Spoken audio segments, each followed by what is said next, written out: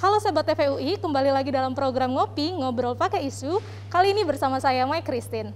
Nah Sobat TVUI, hari ini ada yang spesial dengan program Ngopi kita karena kita tidak bersiaran di UI, tapi kita ada saat ini sedang berada di venue T20 di Nusa Dua Bali. Sobat TVUI sudah tahu belum apa itu Forum T20? Nah, T20 merupakan forum pertemuan think tank dari para peneliti dari negara-negara yang tergabung dalam G20 dan negara-negara dan lembaga penelitian lainnya. Forum ini bertujuan untuk menghasilkan rekomendasi kebijakan untuk presidensi G20. Nah, kenapa sih ngopi kali ini bahasannya internasional sekali ya? Itu dikarenakan tokoh penting di balik layar Forum T20 Indonesia tahun ini adalah seorang profesor dan juga doktor dari Fakultas Ekonomi dan Bisnis Universitas Indonesia. Mereka merupakan lead co-chair dan eksekutif chair dari Forum T20 Indonesia.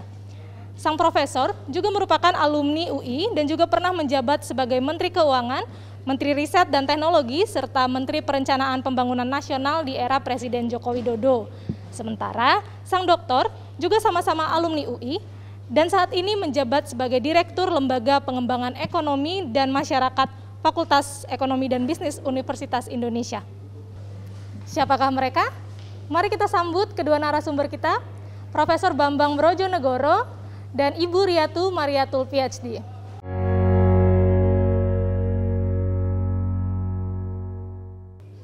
Selamat sore Prof. Bambang dan Ibu Riatu, terima kasih sudah berkenan hadir dalam Ngopi Spesial kali ini. Prof, saya sebagai Sivitas UI sangat bangga mendengar LPM FEB UI bisa dipilih menjadi pemimpin dari T20 kali ini. Itu bisa diceritakan nggak Prof, awalnya bagaimana? Pertama, T20 ini adalah salah satu dari 10 engagement group di dalam G20, di mana G20 itu kan intinya adalah pemerintah yang terdiri dari 2 track, yaitu track keuangan dan track Sherpa namanya. Nah, Sherpa itu membahas non-keuangan, isu non-keuangan. Nah, untuk kemudian memperluas wawasan dan mendapatkan lebih banyak masukan, maka dibentuklah berbagai grup engagement ya. Salah satunya T20 yang kebetulan tahun ini berulang tahun yang ke-10. Jadi yang pertama tahun 2012 diluncurkan di Meksiko sebagai G20 Presiden.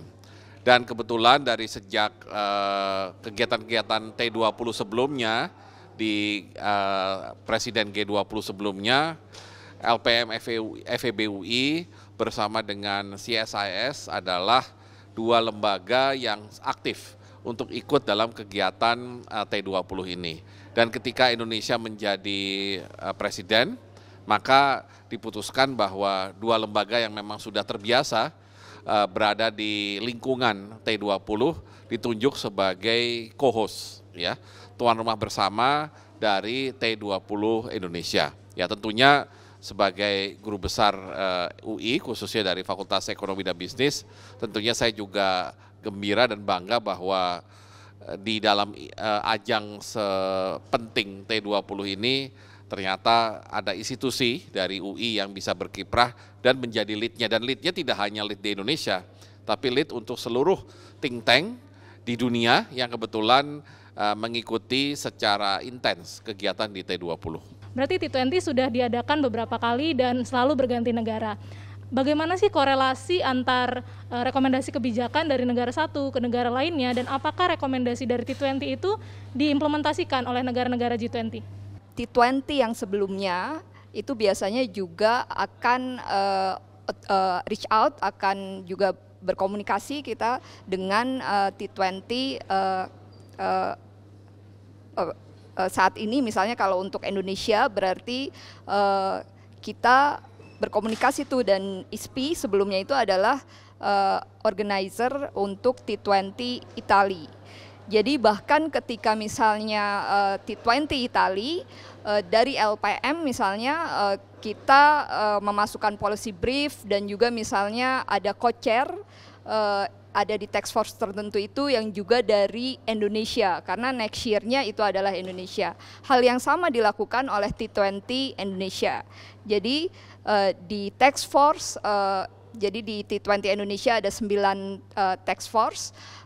Di tiap task force tersebut ada representasi G20 members think tanks, setidaknya ada perwakilan Troika.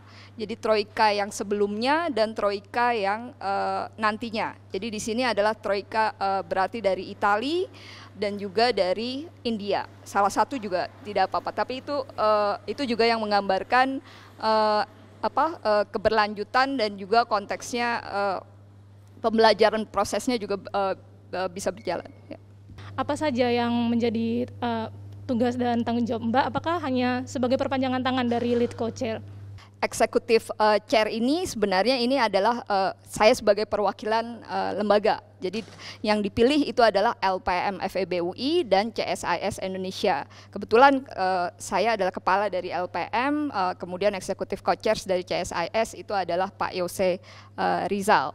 Tapi kemudian yang men-lead secara substansi itu adalah lead chairs di sini adalah Prof. Bambang dari Universitas Indonesia dan Prof. Gisman Simanjuntak dari CSIS.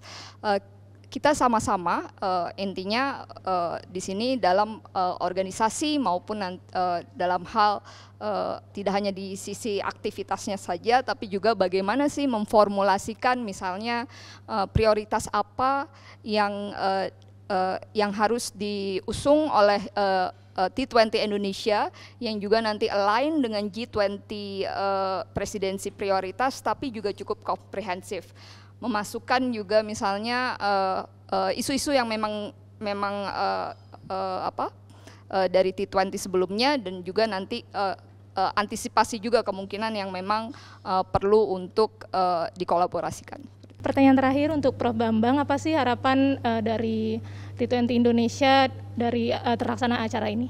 Tentunya harapan kami tidak hanya semua proses berjalan lancar sampai kepada T20 Summit ini, tapi yang lebih penting adalah kami sebagai bagian dari masyarakat Indonesia dan terutama masyarakat global ingin memberikan kontribusi langsung terhadap paling tidak permasalahan-permasalahan global yang saat ini kita hadapi. Dari pertama masalah inflasi yang tinggi sebagai akibat dari recovery yang barangkali lonjakan permintaan tidak bisa diantisipasi dari sisi produksi misalkan. Nah tentunya ini harus ada solusi yang kita upayakan ya dengan research based policy. Kita harapkan ada solusi terhadap masalah inflasi tinggi yang terjadi secara global. Kemudian yang kedua juga kita menginginkan dengan adanya jalur G20 ini, meskipun awalnya lebih didesain untuk pembahasan mengenai sektor keuangan, kemudian melebar mengenai sektor ekonomi pembangunan secara umum, kita harapkan ini juga bisa menjadi salah satu ajang yang bisa meredam ketegangan di dunia dan sekaligus meningkatkan semangat untuk berkolaborasi atau bekerja sama, ya, karena jelas sekali bahwa kalau kita bekerja sama kita akan lebih bisa menghadapi permasalahan global yang begitu kompleks, ya. Dan ketiga tentunya kita menginginkan hasil dari T20 ini menyadarkan masyarakat bahwa ada satu potensi bencana masa depan yang harus kita antisipasi, yaitu dampak dari perubahan iklim yang upaya penyelesaiannya harus dilakukan tidak boleh terlambat, harus dari sekarang dan harus dengan skala yang tidak kecil, ya, karena kita tidak ingin nantinya setelah kita melewati pandemi kita harus berhadapan lagi dengan gangguan atau bencana yang barangkali akan sulit untuk dihadapi oleh umat manusia kalau kita tidak pernah benar-benar mengantisipasi dan menyiapkannya. Sobat TVUI, sekian ngopi kita kali ini. Mudah-mudahan think tank di Indonesia bisa dapat berkontribusi lebih positif untuk perubahan Indonesia dan dunia. Saya Mai Christine, pamit undur diri. Saksikan program ngopi selanjutnya hanya di televisi UI. Terima kasih.